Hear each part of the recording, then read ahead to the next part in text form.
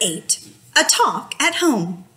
On Sunday morning, Mr. and Mrs. Arable and Fern were sitting at breakfast in the kitchen. Avery had finished and was upstairs looking for his slingshot. "Did you know that Uncle Homer's goslings hatched?" asked Fern. "How many?" asked Mr. Arable.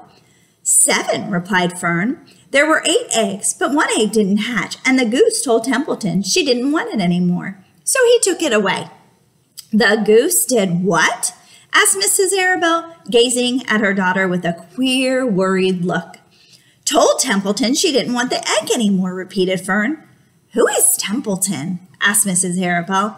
"He's the rat," replied Fern. "None of us like him much." "Who's us?" asked Mr. Arable. "Oh, everybody in the barn cellar. Wilbur and the sheep and the lambs and the goose and the gander and the goslings and Charlotte and me." "Charlotte?" said Mrs. Arable. "Who's Charlotte?" "She's Wilbur's best friend. She's terribly clever." "What does she look like?" asked Mrs. Arable. "Well, said Fern thoughtfully. "She has 8 legs. All spiders do, I guess." "Charlotte is a spider?" asked Fern's mother. Fern nodded. "A big gray one. She has a web across the top of Wilbur's doorway. She catches flies and sucks their blood. Wilbur adores her." "Does he really?" said Mrs. Arable rather vaguely. She was staring at Fern with a worried expression on her face. "Oh, yes, Wilbur adores Charlotte," said Fern.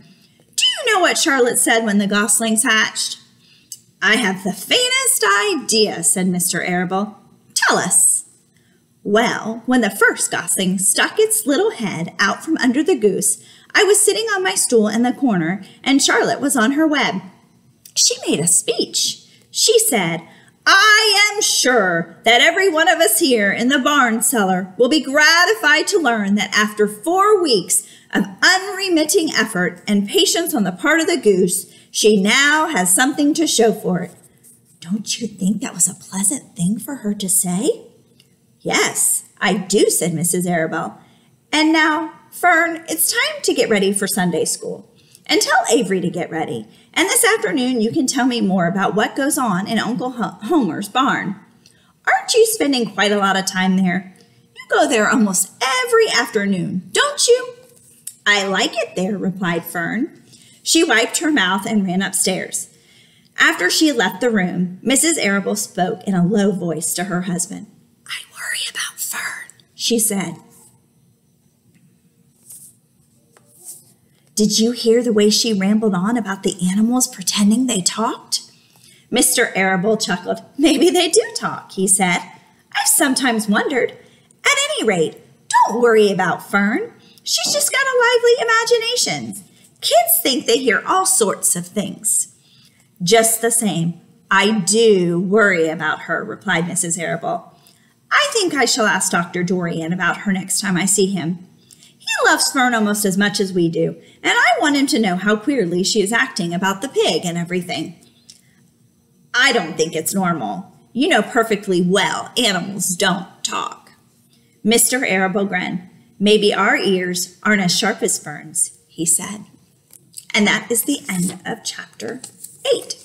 So they were having a talk at home about Fern was talking about the animals and how the animals were talking to each other, and her mom became a little bit concerned after that talk. So she's thinking maybe she needs to talk to the doctor and make sure he thinks that everything is okay with Fern. What do you guys think? All right, boys and girls, well, that is the end of that chapter. Have a great day.